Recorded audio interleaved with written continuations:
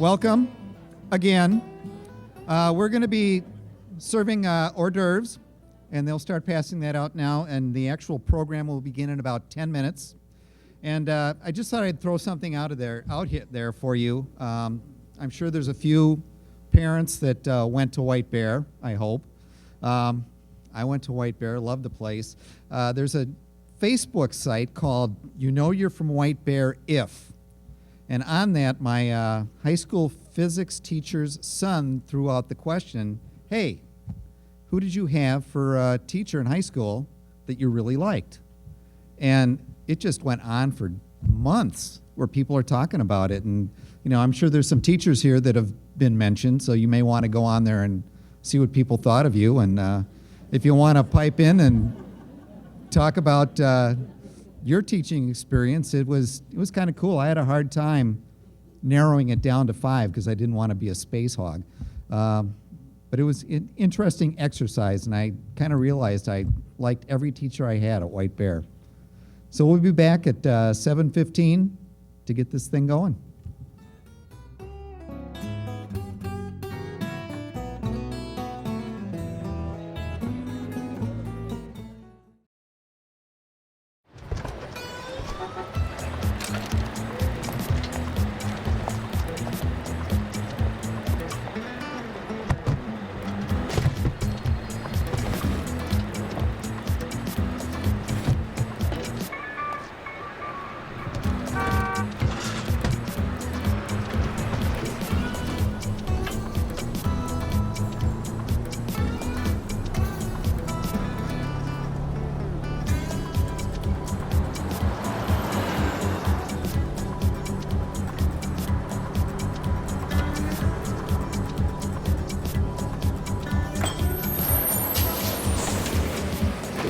It's a short ride from your neighborhood to your naturehood. Find fun activities to do, like boating and biking, or camping and hiking, plus much more. To find a neighborhood park or green space near you, visit discovertheforest.org.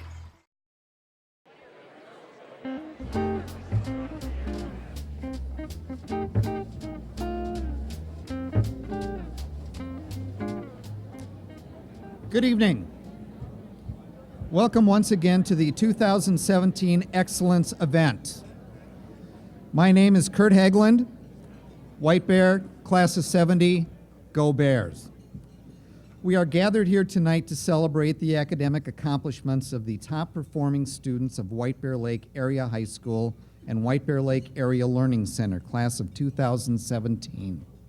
The students sitting at your tables are attending this evening's program because of their hard work, creativity, determination, motivation, and perseverance. Families and friends have many reasons to be extremely proud while honoring their young scholars. We invite you to share in the excitement of tonight's program. Each student who is recognized this evening is honoring an educator who has significantly impacted his or her educational and life experiences, be it grade school, middle, or high school, within the school building itself, on an athletic field, or even in a school bus. The educators who are present tonight have uniquely connected with these students. The support and encouragement from these special educators have left positive imprints that will continue to impact their students for years to come. The word educator encompasses our administrators, teachers, specialists, support staff, coaches, our food service workers, and bus drivers. All are people who celebrate the importance of learning within our schools. Role models and mentors may leave their marks in various ways. Comments shared by students about their educators in tonight's printed program indicate their sincerity.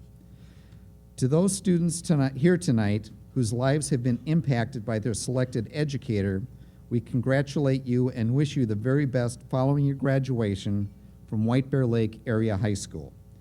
To those educators who are being celebrated as well, we thank you for your commitment to your students.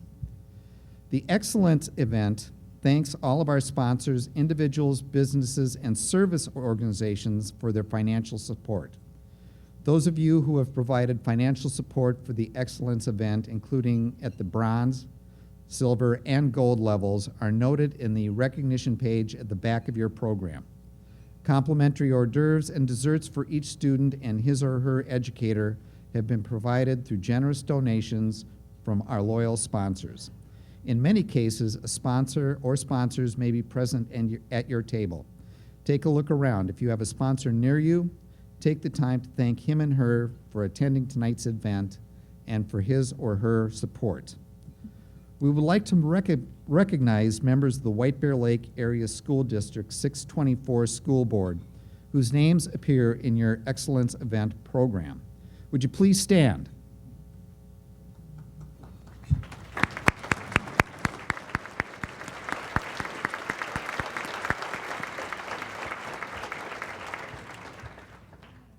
Now, in August of 2009, the White Bear Lake School District received an invitation to host a Chinese exchange teacher through a partnership between the Minnesota Department of Education and the Hangzhou Foreign Languages School. Ting Ting Cho was selected as the teacher to come to White Bear Lake from September to July. As a part of a broad effort to give our students exposure to language and culture, she has had residences in our elementary schools and has been serving as a resource at the middle and high schools. Tonight she is seated at table 20. Ting Ting, please give her a hand.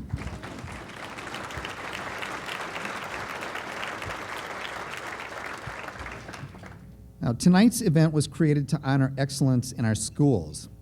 And tonight we honor students of excellence of the class of 2017 and the teachers who have inspired them to academic success. Our first speaker is White Bear Lake's Teacher of the Year. He personifies excellence in the classroom. Phil Wacker is a physics teacher at South Campus and the Area Learning Center. He represents the excellence the teachers across our district bring to our classrooms every day. Please welcome Phil Wacker.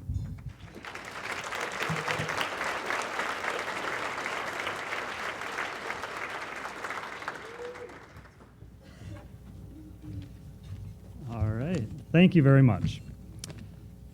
Oh, and it begins. I'd like to take a few minutes tonight to show my gratitude and appreciation for the students I teach every day. But first, to set the tone for that, I need to talk a little bit about my career. I started my teaching career in Madison, Wisconsin, before teaching in the St. Paul Public Schools, then on the south side of Chicago, and then in a very affluent suburb of Chicago. I had a very unique opportunity to teach in 4 different school districts within the first 8 years of my career. This was a result of my wife and I moving a lot as she pursued career opportunities. At least that's the story I told Mr. Wald when I interviewed here. I swear that I've never been fired from a job, and I'd like to keep that tradition going if we could. Thank you. But before coming to the White Bear Lake schools, I experienced working with some of the most challenging students I could ever imagine, as well as working with some of the most gifted students I had ever met. But when I started working at South Campus and at the Area Learning Center, things were different. Sure, I still work with students who provide me with challenges. Some of you may or may not be in this room right now. And I also work with students who have as much potential as any person I have ever met, and a lot of the people in this room fit that role.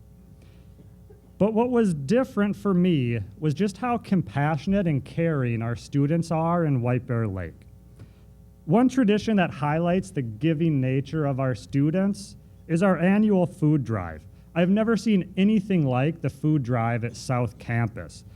I looked this up. I checked all my old emails to see the numbers. For about the last 10 years, South Campus alone has collected an average of 20,000 pounds of food every single year. Yeah.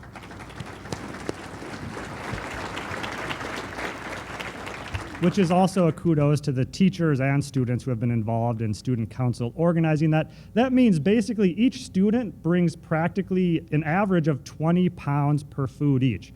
I used to feel good about myself when I would dig in the pantry, find maybe 2-year-old cans of soup that my little kids had refused to eat, and then I would bring those 2 cans of soup in and pat myself on the back, And then I would see the shipping pallets in the lunchroom that were loaded with maybe 5,000 packs of ramen that all of our students had been bringing in. It really is a sight to see. Another tradition that demonstrates our students' compassion is the blood drive. At the Area Learning Center, the field trip to donate blood maxes out every time we go, and there's always students turned away because there just isn't enough room to take them.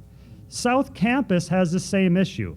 Our students are so willing to give that there isn't enough time in the day for everyone to donate.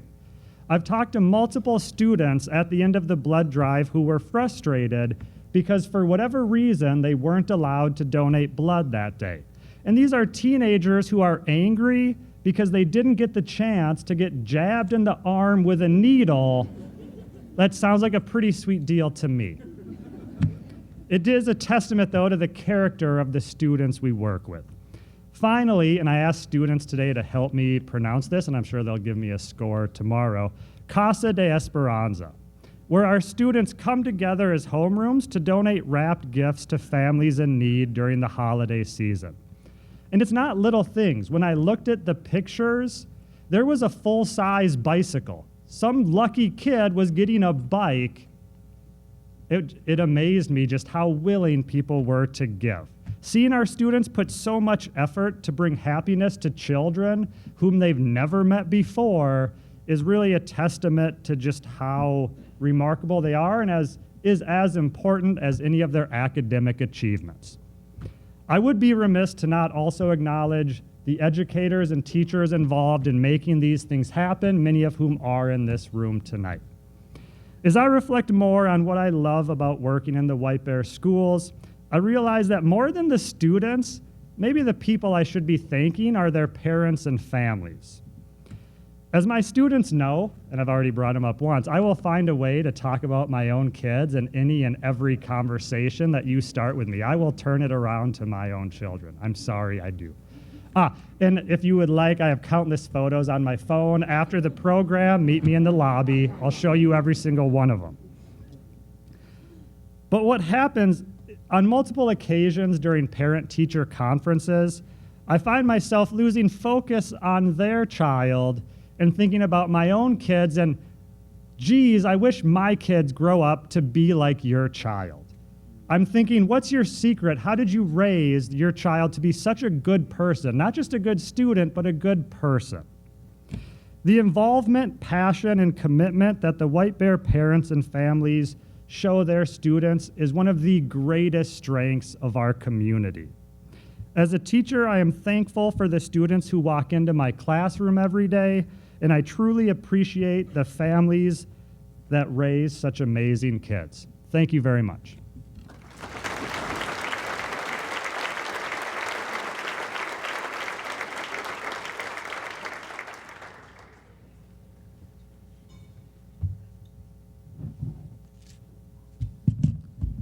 And thank you, Phil. Next, we will introduce our first student speaker, Taylor Potts, who will reflect on scholarship and responsibility. Taylor has been a student in the White Bear Lake schools since her first day of school. She's been involved with activities such as art, chemistry club, link, crew, and volleyball. Highlights during her high school years were volunteering through the White Bear Lake JO's Volleyball Association and also at her church.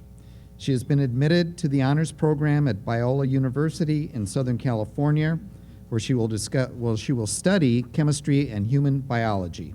Please welcome Taylor.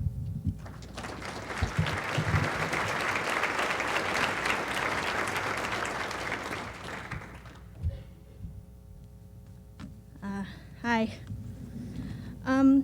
First of all, I just want to congratulate everyone for making it here at this event. You deserve it. This excellence event wouldn't exist if you weren't excellent at what you do.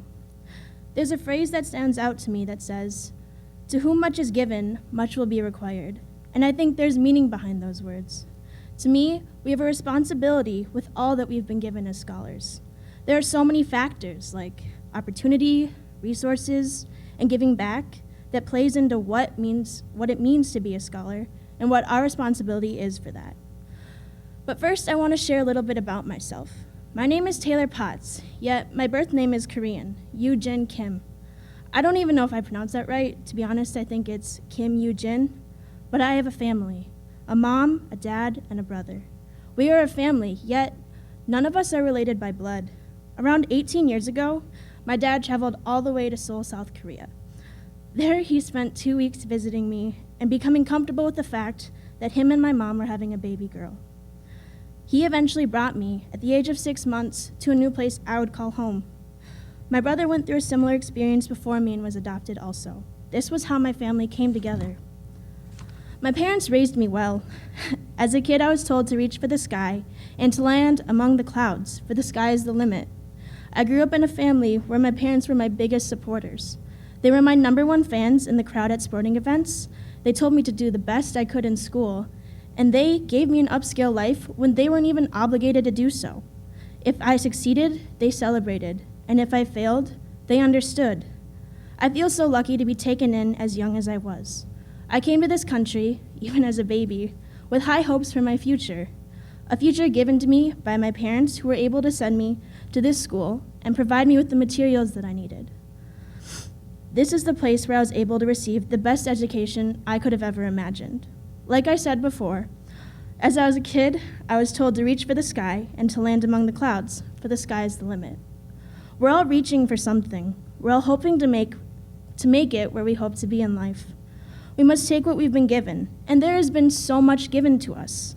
The hours of work teachers put into our learning, the community that donates resources and gives us a place to call home, and everything that White Bear has to offer. It's almost overwhelming with all of the books available, online resources, wise teacher brains. The internet is pretty cool too. I mean, if they let us use the Wi-Fi. Just kidding, maybe. The chances of me being adopted into the family I did, going to White Bear, as well as being able to utilize the tools in a way that I could succeed, was so incredibly rare, and I am so grateful. Just like all of the students at White Bear, we were all able to apply the materials to our education and go beyond what was asked of us. With that, we are capable of making something that is great, something that is valuable, and something that is worthwhile. The preparation White Bear provided us with is what makes this capability so tangible. As a scholar, we're making our way up, and we'll have a few falls, it's destined, but what defines the difference between a scholar and an average student is whether or not we choose to get back up. It's our job to take the opportunities we see fit, to take hold of them, and to embrace them while we soar through the adventures of our lives. I have a friend who volunteered at a school in Thailand to teach English, and she aspires to become an ESL teacher. This is her way of giving back to the community, she says. She was on her own at 18, teaching children new language for 6 months. And the advice she gave to me, she said, don't hold back, take risks, even if it scares the HE double hockey sticks out of you, because you'll only regret the chances that you didn't take. It's essentially our obligation for us to do the same. So snatch opportunities that will make you a better you, and become the student that White Bears always strived for you to be. But be humble, be generous, and your purpose as a scholar will be uncovered. We all did something right. Subsequently, we're here, and it is such a privilege for us to be honored tonight. We must take what we've been given and do so willingly. Our requirement is to give back to the community, to our parents, to the world, to strangers, to each other, to love one another, to excel at what we're good at, and to pursue what we're passionate about, and to not only touch the sky, but go beyond the clouds. For the sky isn't the limit, it's only the beginning. Thank you.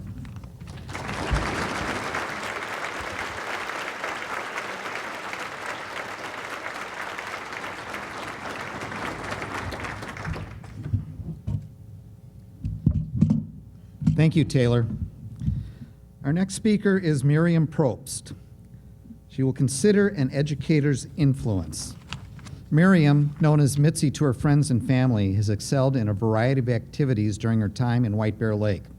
She has worked to serve the community through her involvement in programs like National Honor Society and Link Crew. In her spare time, Mitzi enjoys more relaxing school activities like knitting and chemistry club. She is currently in her 4th season of track and field. Mitzi was accepted into the honors program at Concordia College in Moorhead, where she will major in neuroscience. Mitzi.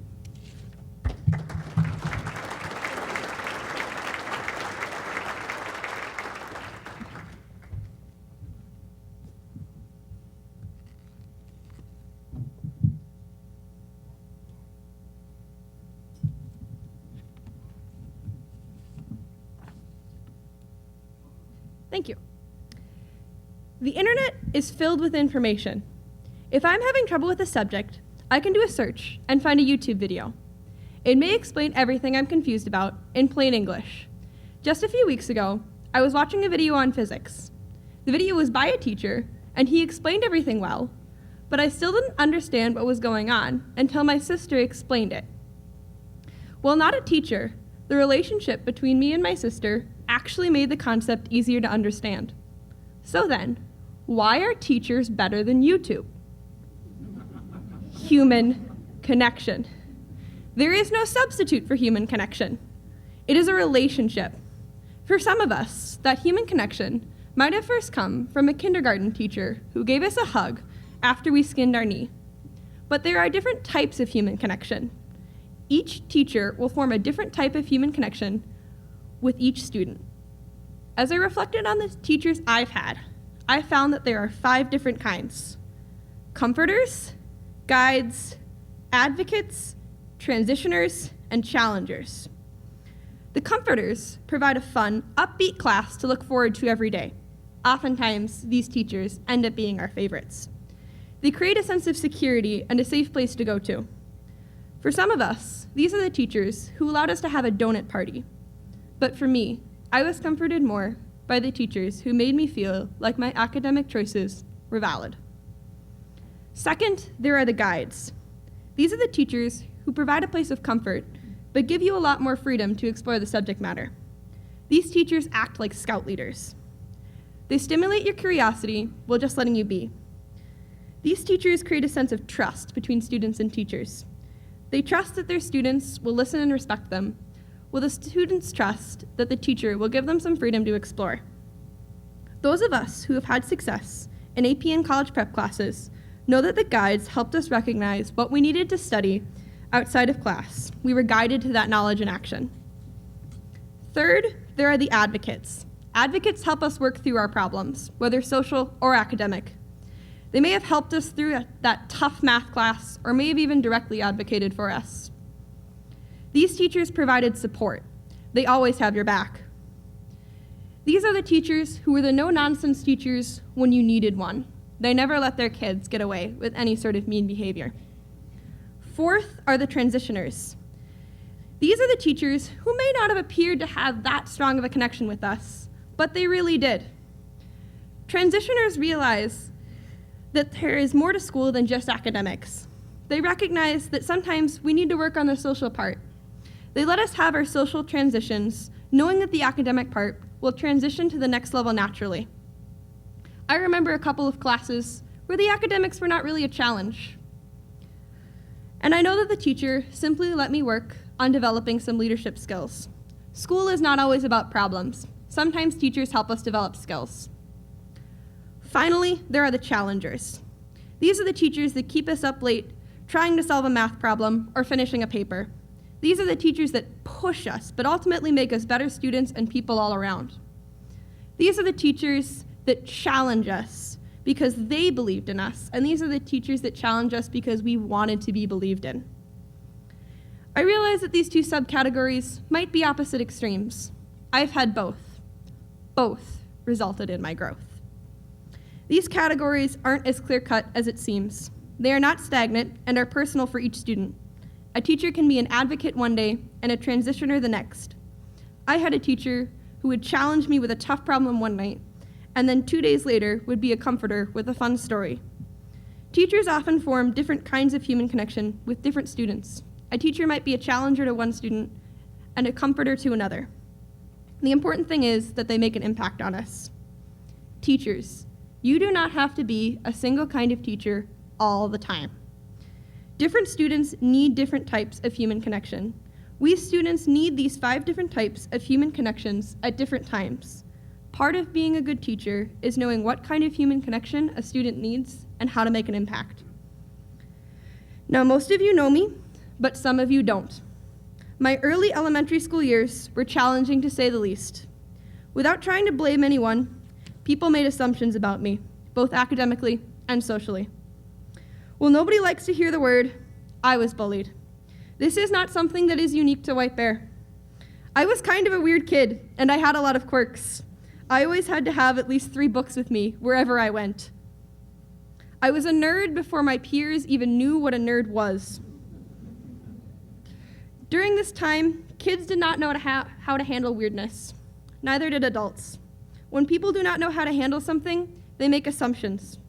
I ended up leaving White Bear Lake School District for several years. Then other things started to happen that were out of my control.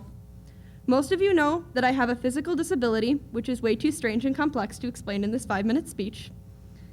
But it made my middle school years more difficult compared to my peers.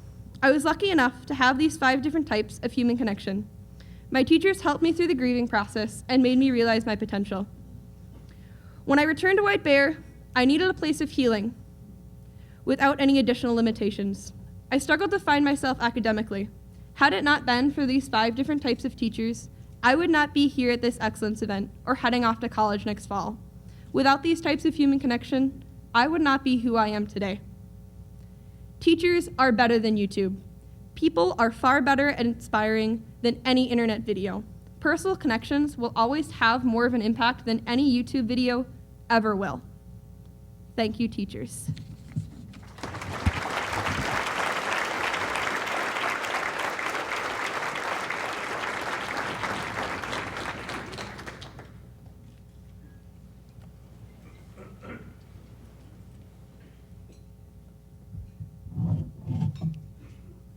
And thank you, Mitzi.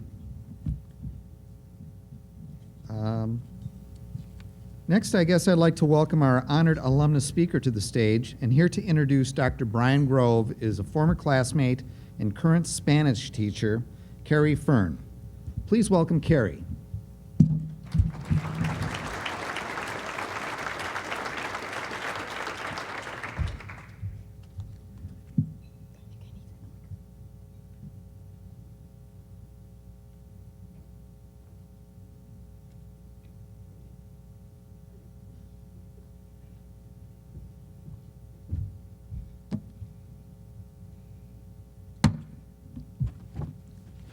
Good evening.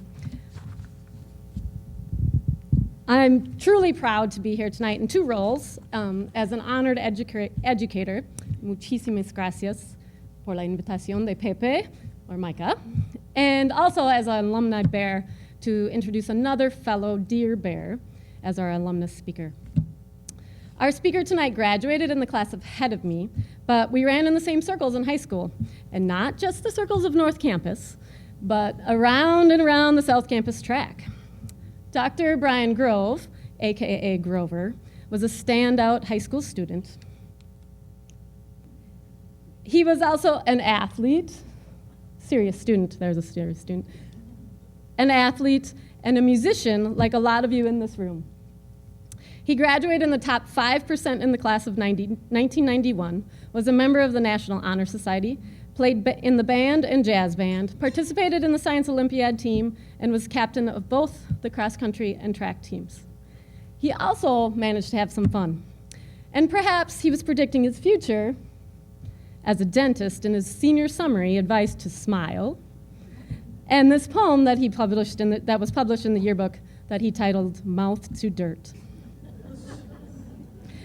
I remember Brian's kindness, his smile, and his determination, especially on the track. But I hadn't seen him since high school until about 7 years ago. This is where I take Mr. Wacker's cue and talk about my own kids. I have a son who has faced a lot of health issues and goes to a lot of appointments. And as all of the parents in this room can attest and understand, having quality and trustworthy caregivers can really relieve a lot of the stress when you're facing medical issues with your child. So when I found out my 5-year-old son's pediatric dentist was retiring, I was immediately very worried. Now what? I thought. We're going to start over, another new face that I have to teach about my son's history. But luckily, the dental hygienist, who also was a former bear and a former student, recommended this new guy in town. Fast forward a few months, and I got to our next visit. And in walks the new guy, Dr. Grove, Dr. Brian Grove, Grover! The same smile, the same kindness and the same determination to make sure my son received the best care possible, but with the least amount of worry, fear, or anxiety. And that goes for both my son and me. I know that he treats all of his patients in the same way, but that first early morning appointment honestly felt like fate. But backing up, let me tell you a little bit more about Dr. Grove's accomplishments after high school. He earned a faculty scholarship to attend Concordia College in Moorhead. There, he continued to excel in multiple facets. He was again captain of his cross-country and track teams and was a 5-time all-conference winner, an academic All-American, and still holds top 10 all-time performances in Minnesota in 3 events. On the side, he also was a member of the Tri Beta Biological Honor Society and graduated magna cum laude with a double major in both English writing and biology. After leaving the Cobbers, Brian received a scholarship to the University of Minnesota Dental School, where he earned his Doctor of Dental Science degree.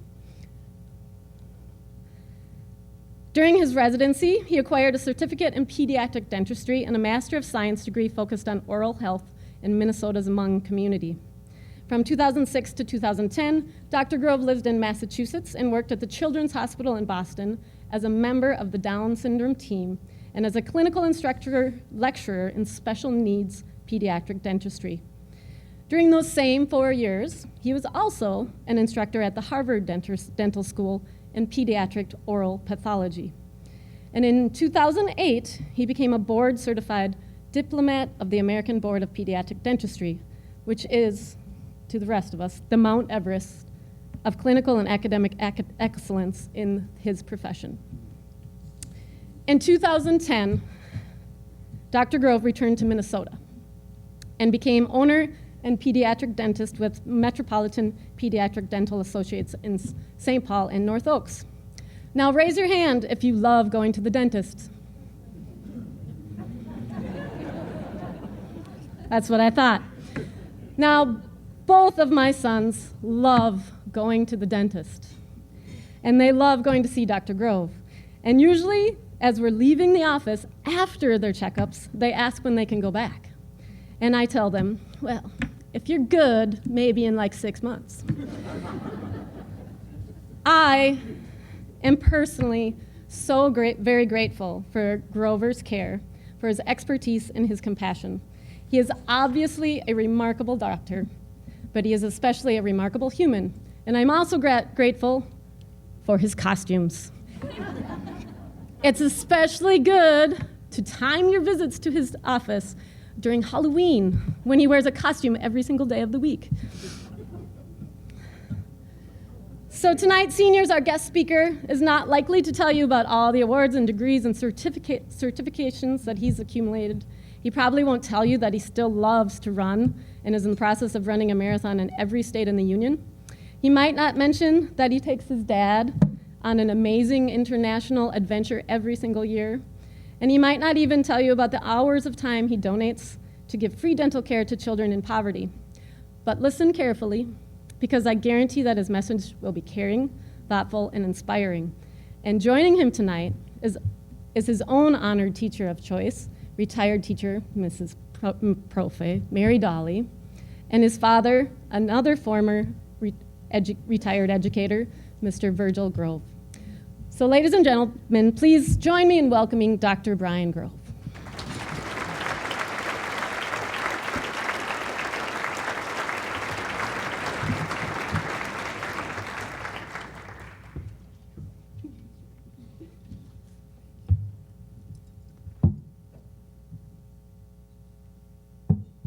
Hi there. Thank you, Carrie. I'm a little taller here. Here we go. So, can you hear me okay? Is it working okay? Back up. Is this better? Okay.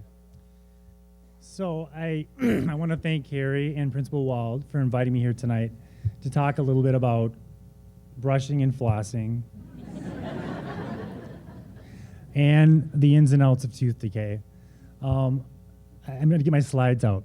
Just kidding. Just kidding. Wow, this is great. It is a complete honor to be here with you guys tonight. The esteemed top 10% of the class, Wiper Lake graduates, congratulations. Mentors and parents and family, congratulations, first off, to you on your accomplishments and what is the culmination of high school and years of hard work, sweat, and I'm sure a few tears. It has all landed you here tonight. How exciting it is to think about where you're going to go from here, where you're going to go next on your journey. That is what I want to speak to you about tonight, this journey. Tonight, I'm going to leave you with 5 challenges that had an effect on my life, and hopefully they'll prove valuable for you to hear as well. First off, I want to say a big thanks to Carrie for inviting me to nominate me to speak at this event. We really didn't have anything like this back when I was in high school, and I wish we would have. I mean, what an awesome opportunity for you guys to say thank you to someone that has made a huge difference on your life. And we all know by now, just one person can make a huge difference, right? Carrie and I were both on the track team, like she said. She was an awesome athlete and an all-around nice person that, was friends with just about everybody. No one had a bad thing to say about her. Carrie was a jumper, mostly, I think, right?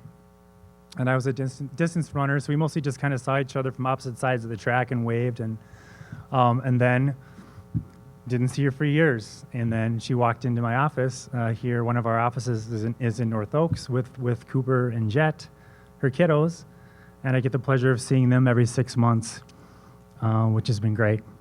So thank you. And I also see that another classmate of mine, Matt McLaughlin, is a history teacher here, right?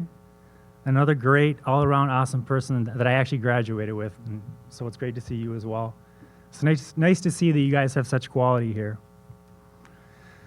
We didn't have anything like this back in high school, so I was really excited when Principal Wald said that I'd be able to honor my own educator or mentor from back in my days in Wiper Lake, back in the day, Senora Dolly, my high school Spanish teacher. So I'm really glad that you could be here tonight with us. When I was a senior, myself and a few other people, we won the Spanish lip sync and dance contest. I don't know if they still have that today. Do you guys still have that? Well, I could pull out the moves, but I'm not going to do that because, we danced. And the name of the song was, I still remember, Deseo más y más, Deseo más y más, Movimiento Sensual. Seems kind of a strange thing to, anyway, but I'm going to spare you the dance moves from that. Senora Dolly was a teacher and mentor and friend who made a lasting mark on my life as to just how important the languages can be and how important a role they can play in your future beyond high school. I use Spanish almost daily at work, surely several times a week. As a pediatric dentist who sees a high amount of underserved kiddos, a lot of the kids that I see are 1, 2, 3 years of age and don't speak a lot of English.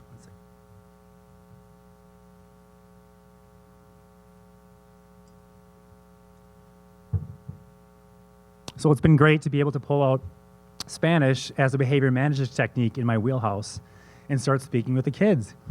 And it's much more than just abre la boca o enseñarme sus dientes.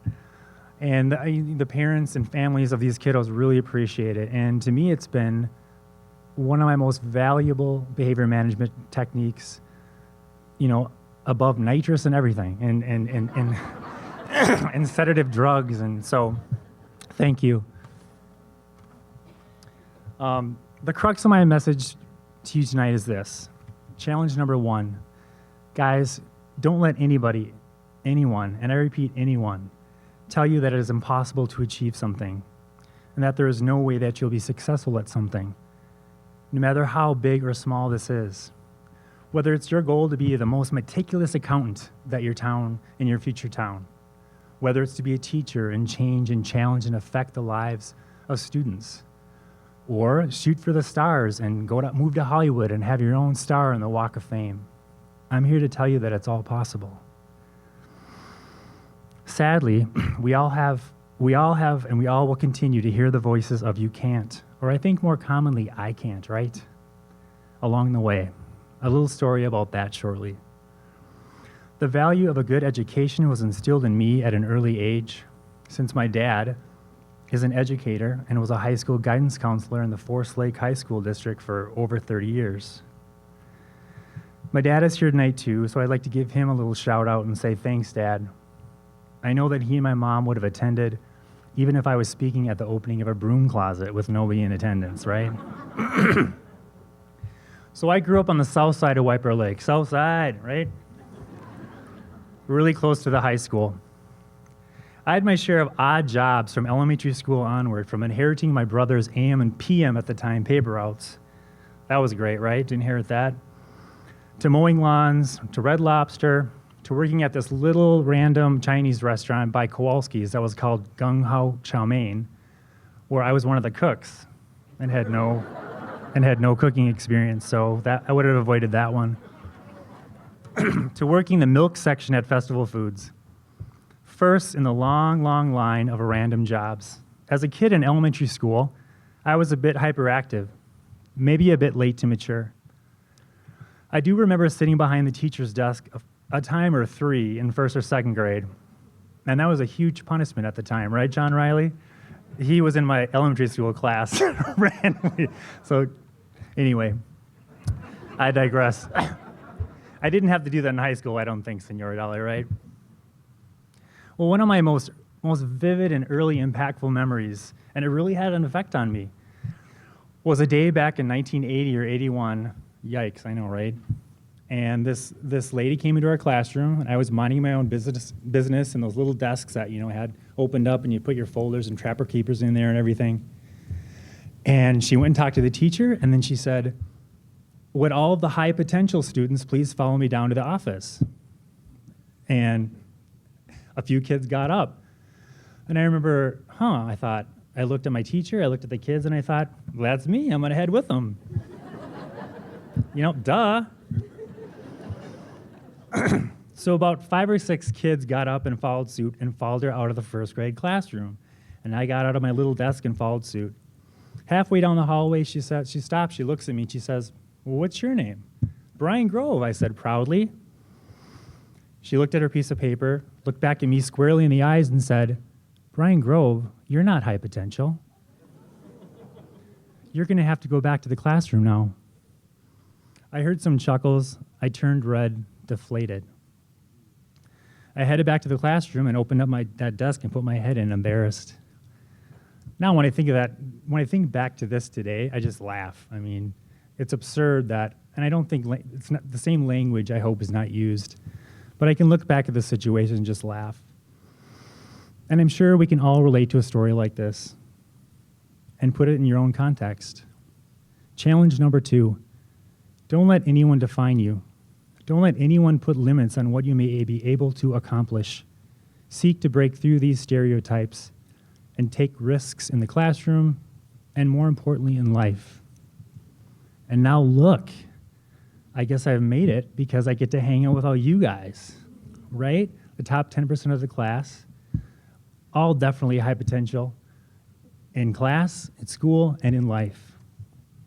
There's a quote I like that goes something like this: "When you are free from self-doubt, you fail better because you aren't so preoccupied with that failure that you forget how to learn.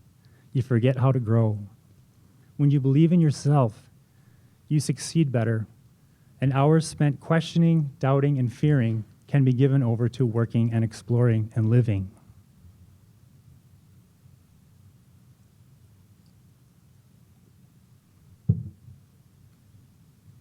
All this became a mantra for myself as I tried to move beyond people's definitions and my own self-doubts about what is possible and what is not. To go from that scrawny kid on the 7th grade cross-country running team who literally, the first cross-country meet, my shorts fell down and I ran in my underwear for a while. That's my son, I'm sure you're saying, Dad. No joke. I think they had to go find me on some training runs because I was literally the slowest person on the team. To go from that to becoming captain of the cross-country teams and track teams in high school and in college, to go from that hyperactive kid back in 1980 and 81 to a high school senior, still trying to answer that burning question, what the heck am I going to do the rest of my life? I have no idea. I wasn't sure. And that's another thing. Challenge number 3, guys. If you aren't sure as to what your career, if your future vocation will be, it's okay. It's perfectly okay to embrace it. Try on a lot of hats. An experience or job at first may not be the flashiest thing in the world, or even seem like an obvious fit for you. It wasn't for me. But at the end, if you love what you do, you've succeeded. Don't settle for otherwise. Don't settle at all. There is so much time. You know, the next 4 years of your life are going to be about classes, yes, and it'll be difficult. But they're also going to be about developing new friendships and holding on to the friendships you have here from your class and in your community. A chance to take classes, yes, but also have many experiences and an opportunity to find new mentors like the ones you've invited tonight. As for my journey, I headed out to Concordia College, Moorhead. Go Cobbers. I see we have some Cobbers in the house. I was excited to hear that, so good luck. Like I said, I wasn't exactly sure which direction I was going to go in. I remember when I was a senior, we had to do some questionnaire where they asked what you wanted to do the rest of your life, and a lot of people knew. And I put, I think, a veterinarian or a microbiologist or something else, totally unrelated. I still had no idea. I did have a few interesting experiences that definitely shaped my views along the way, and I ended up a biology and writing major with 1 class short of a Spanish minor. So close enough, right, Senora? This leads me to challenge number 4. Don't be afraid to ask people if you can shadow them at work, whatever field you're interested in. It's invaluable. So, the summer after my senior year of high school, I shadowed a vet in White Bear Lake. And I was there, and this big, burly guy came in with this pet hamster named Larry. I don't know why I remember that, but he was there to put Larry down, and the guy was in tears. And, I was there, and I'm like, this isn't really for me. We had this really cool entomology teacher in college. That means bug professor. And the guy was a legend in the bug field. And he had 3 beetles named after him in the fields of South Dakota, which I thought was cool. He would tell stories of spiders chasing him down the street in Australia. So after my second year at college, I got a job at Cedar Creek Wildlife Refuge, which is outside of Ham Lake, Minnesota. And all day long, I would take milk jugs, go out in the fields, and I would sweep for grasshoppers all day by myself. And at the end of the day, I would come in and I would give my grasshoppers to the researchers, and they would do whatever they did with them. When it would rain, I got to count blades of grass all day. It wasn't exactly as exciting as those stories of spiders chasing you down the street. Right after college at Concordia, I got a job, an internship at the University of Minnesota, where I extracted DNA out of Streptococcus mutans bacteria all day. That's the bacteria that causes tooth decay. Being a microbiologist wasn't my thing, but my boss there was a pediatric dentist, and she also had an oral science PhD. And she asked me to shadow her at her offices, which I thought, you know what? There's no way I'm going to like this, just having my hand, this is like putting your hands in people's mouths all day. I'm not going to like this. But I went to shadow with her for quite a while, and I really enjoyed just doing, I know we all love to go to the dentist, right? But, working with kids, working with special needs kids, working with the underserved, and being able to do something difficult for that child and somehow making a difficult experience easier for them. It made complete sense to me, and that's the direction I went in.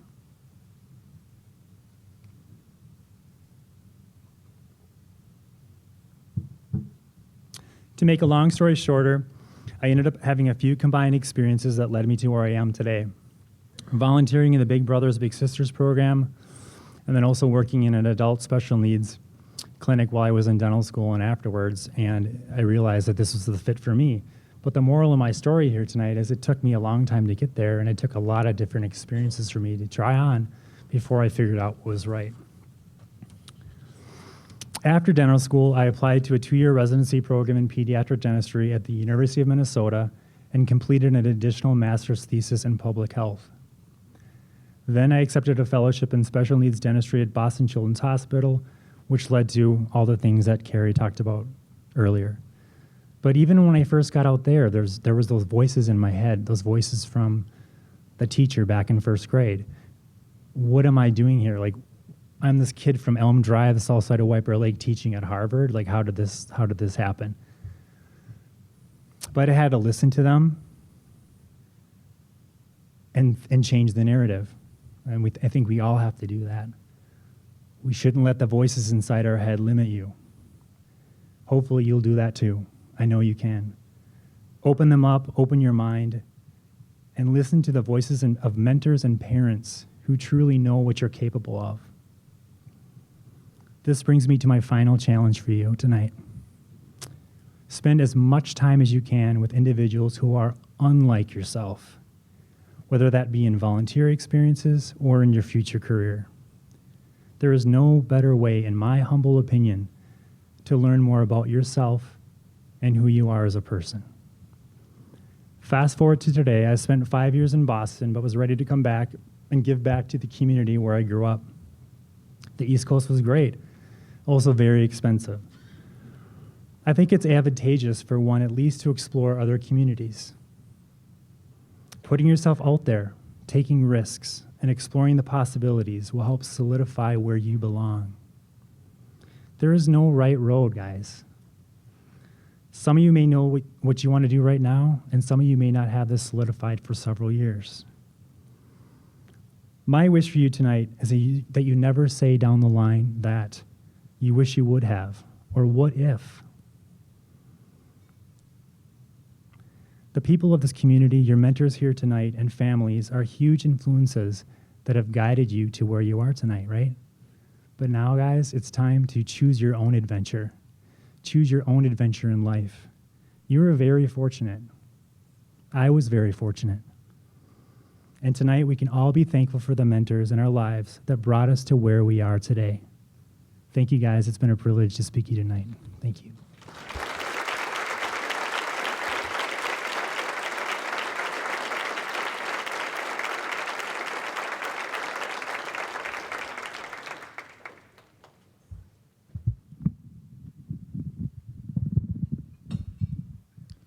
Thank you, Brian.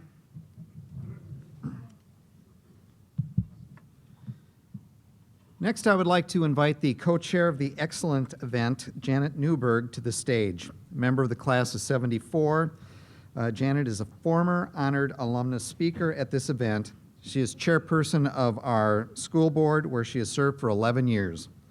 Please welcome Janet Newberg.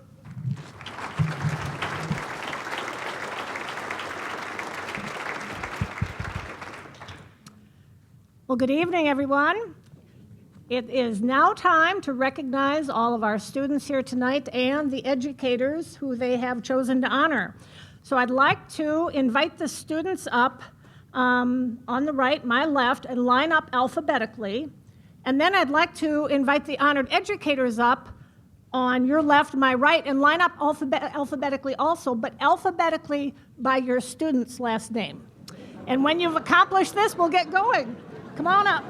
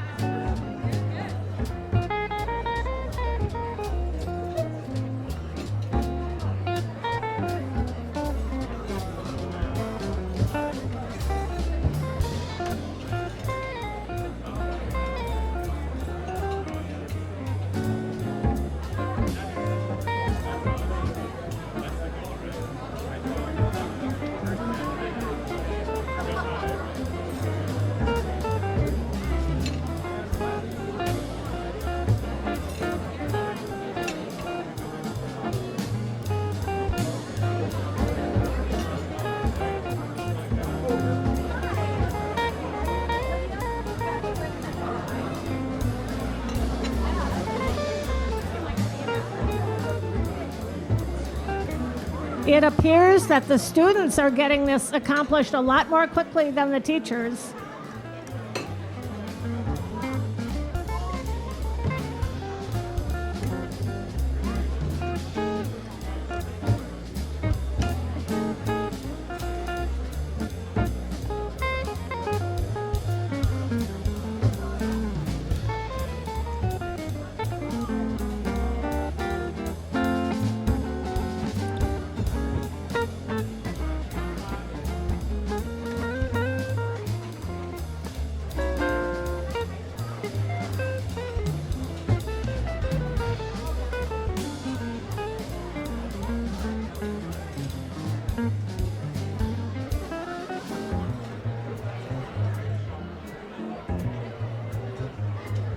All right, are we just about ready, teachers? All right, what I'm going to do is I'm going to read the pairs of names. When the names are read, if the pair would come to the center of the stage and greet each other. Handshakes, hugs, high fives are all permissible, however you see appropriate. Once you greet each other, you can proceed down the center aisle, where members of the White Bear Lake Lions Club will present you with a gift and certificate from the committee as our recognition to you. There are some students who were not able to attend tonight. I will read the pair of names, even if the student was not here. You can learn more about them in your program. When I read the pair's names, I'll also mention where and when it was that these educators so impressed the students. Some of the educators who will be honored here tonight are either now retired or teach in a different building or at a different grade level than when they met these students. But what I will say is what grade level and it was that they met these students. And finally, feel free to applaud after each pair is read. Our first pair are not here tonight. The student, Yani Abdullahi, honored Lisa Horowicki, who was her high school counselor.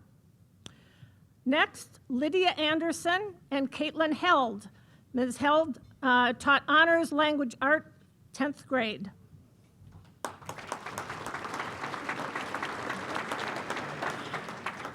Micah Anderson and Profe Carrie Fern, Spanish, 11th grade.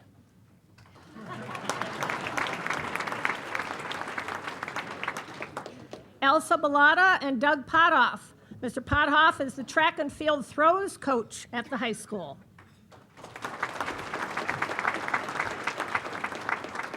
Rachel Benjaminson and Keith Svensson, world history, 11th grade.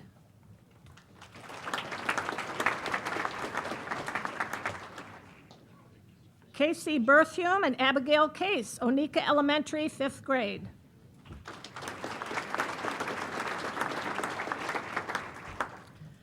Not here tonight is student Jake Birchland. He honors John Forrestel, who taught language arts at the Area Learning Center. Mr. Forrestel is here, so Mr. Forrestel, could you wave or stand up?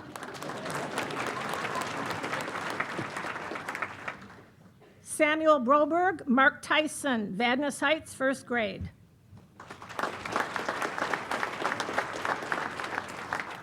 Allison Brown and Joshua Lair, language arts, 10th grade.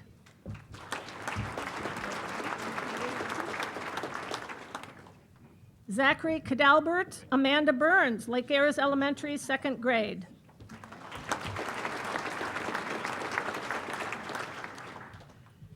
Catherine Chase and Mary Ellen Muir, Lincoln Elementary, 2nd and 3rd grade.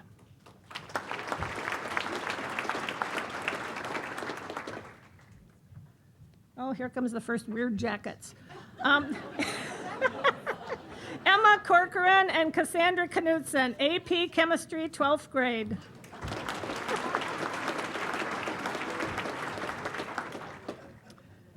Michaela Cragen and Jeremy Post, high school basketball coach.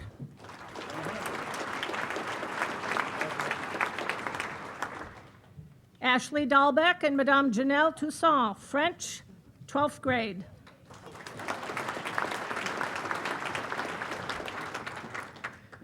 Jacob Dahlhoff and James Christensen, chemistry, 11th grade.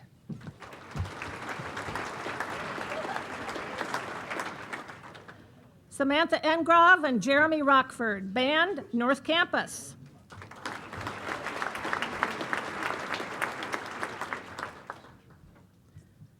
Hannah Falk and Jeff Willey, tech director at the theater.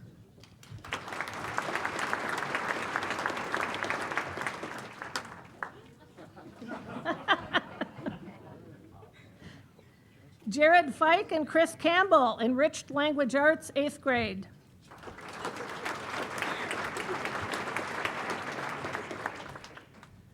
Tanner Gilbert and Barbara Bursack, language arts, 11th through 12th grade.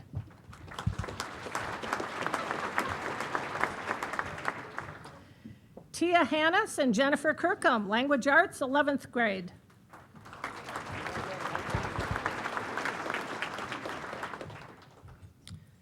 Elijah Hanusa and Tom Green, 4th grade at Centerpoint Elementary, which is now Matoska IB. Okay.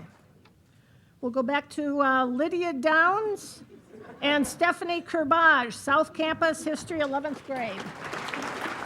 Thank you.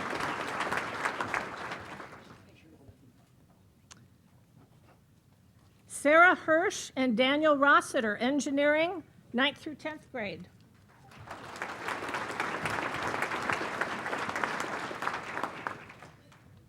Chad Holman and Hannah Wiggins, Lake Ayres Elementary, 3rd grade. And I have to tell you, we had a hard time tracking down Hannah Wiggins. We found her in California, and when she learned that Chad Holman wanted her to attend this event, she flew back to Minnesota just to attend the Excellence event.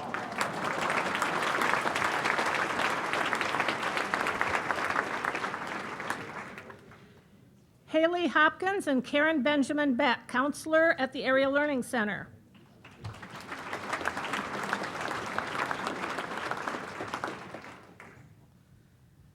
Callista Hughes and Jacob Montgomery, Human Anatomy and Physiology, 12th grade.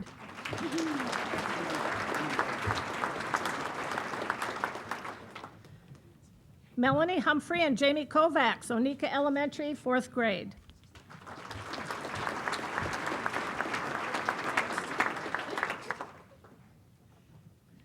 Carrie Hunter and Philip Wacker, AP Physics, 12th grade.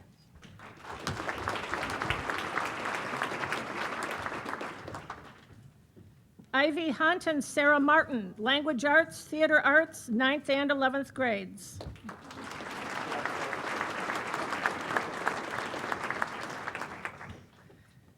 Jacob Johnson and Nancy Thome, Lincoln Elementary, Math, 4th grade.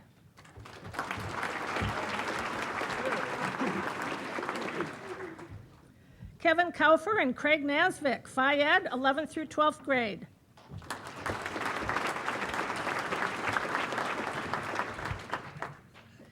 Marina Canold and Nancy Peterson, Language Arts, 6th grade.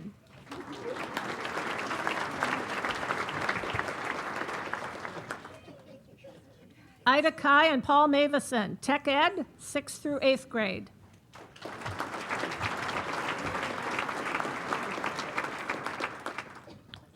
Emma Larson and Shannon Anderson, Band, 11th through 12th grade.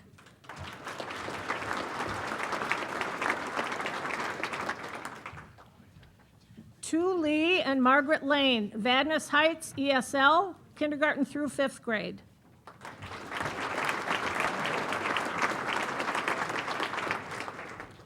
Grant Lowline and Travis Littlefield, Math, 6th and 8th grades.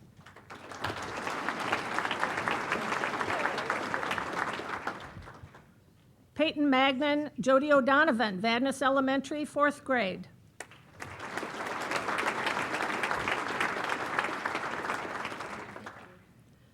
Lydia Malitsky and Profe Kari Sundberg, Spanish, 11th through 12th grade.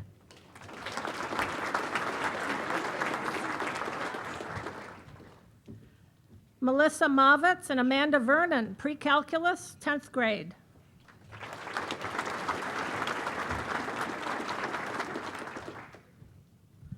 Mark McCutcheon and Joshua Lane, Language Arts, 12th grade.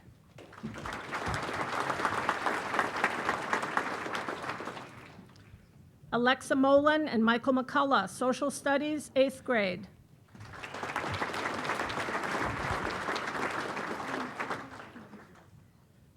Travis Momsen and Matthew McLaughlin, World History, 11th grade.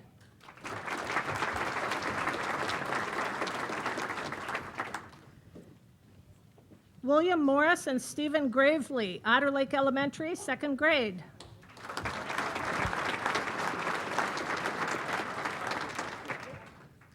Madeline Morris and Nancy Perbilski, Vadnais Heights Elementary, 4th grade.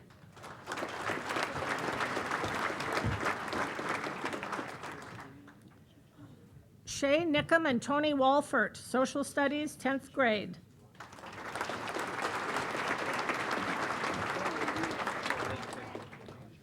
Keely Nisler and Rita Leonard, Medical Career Exploration, Biotechnical Engineering, 11th through 12th grades.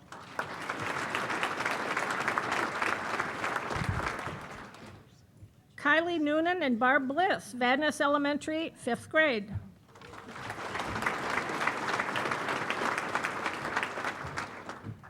Aaron Olson and Madame Cara Martinson, French, 6th through 9th grades.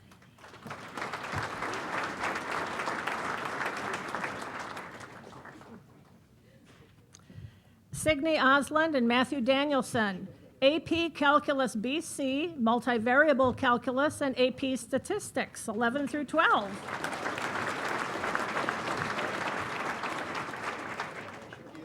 Adriana Perrin and Melissa Wickert, History, 9th through 10th grade.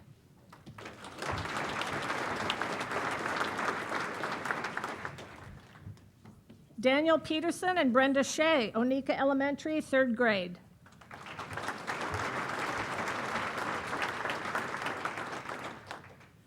Taylor Potts and Sean Gritzmacher, Art, 11th through 12th grade.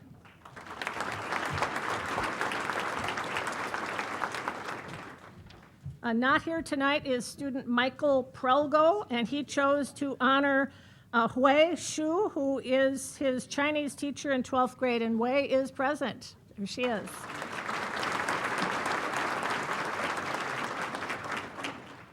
Mitzi Probst and Connor Luby, AP Composition, 11th grade.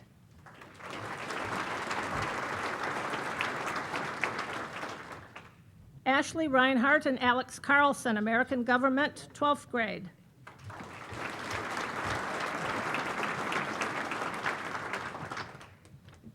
Molly Riley and Dave Ashley, soccer coach, 10th through 12th grade.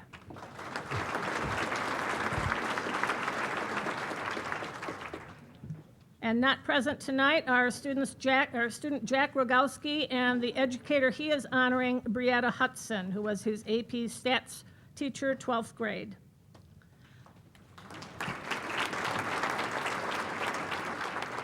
Michaela Sagnas and Benjamin Kirkman, Language Arts, 9th grade.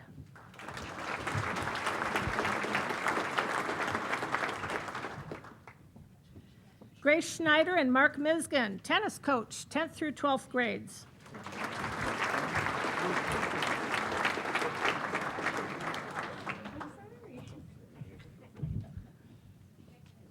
Douglas Shield and Seth Salinger, Nordic skiing coach, 7th through 12th grades.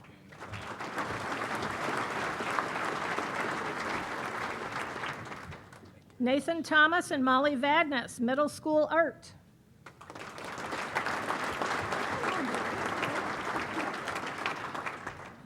Patrick Timmons and Wendy Suya, choir, 9th through 10th grades.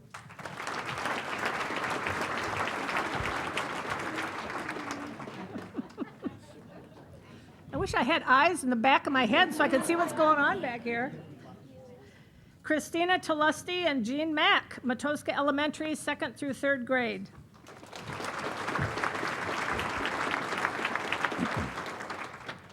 Charles Wachtler and Cameron Malum, Government, 12th grade.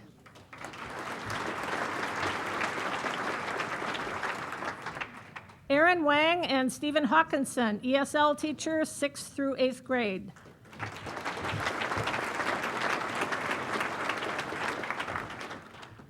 Kevin Wan and Greg Swenson, Willow Lane Elementary, 4th grade.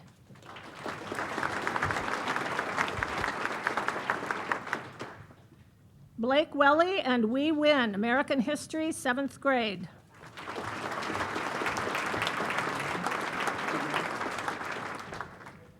Lauren Whalen and Dad, Timothy Whalen.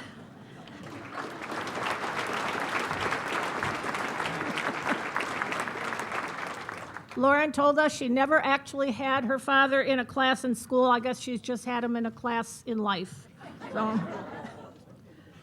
Emma Williamson and Diane Jorgensen Nickel, Otter Lake Reach teacher, 4th grade.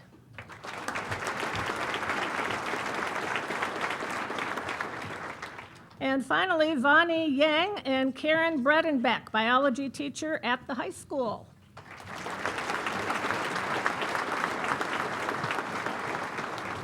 And let's give one last round of applause to all of our educators and students tonight.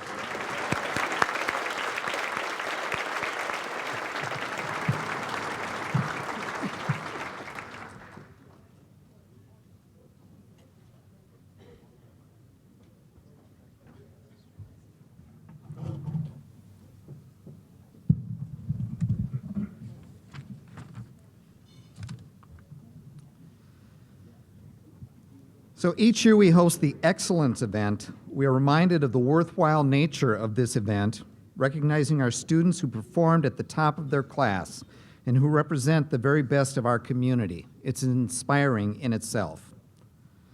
But to have teachers honored who played such an important role in the success of the students is outstanding. I would also like to acknowledge the primary educators of the young people with us tonight, their parents, students, teachers. Please join me in thanking the outstanding parents and guardians who have made your presence here tonight possible.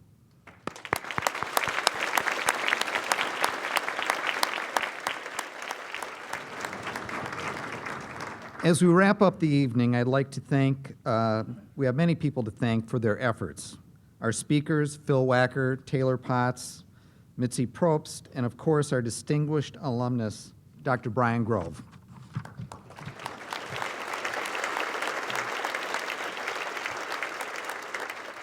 Again, the evening is made possible by the generosity of our sponsors, the individual businesses and organizations who provide the financial support to make this event occur.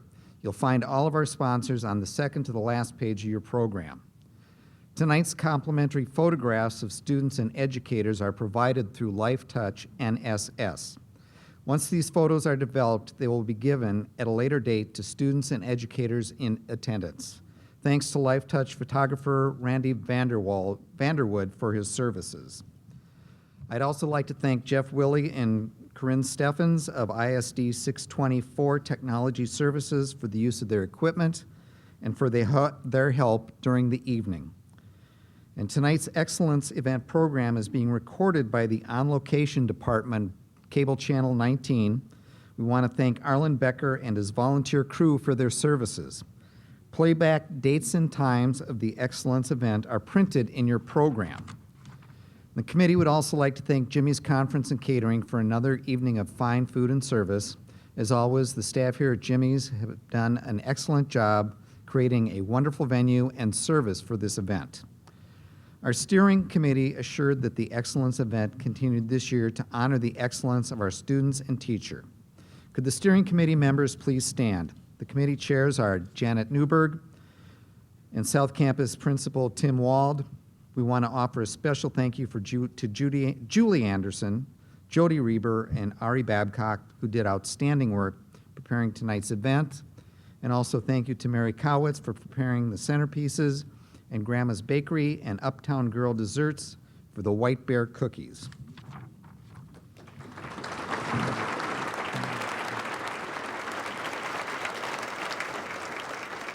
I know, you're all clapping for the cookies.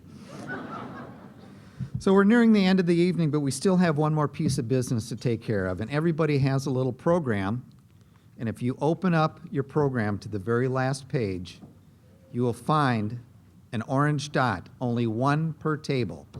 But if you are the one with the orange dot, you get the centerpiece to take home.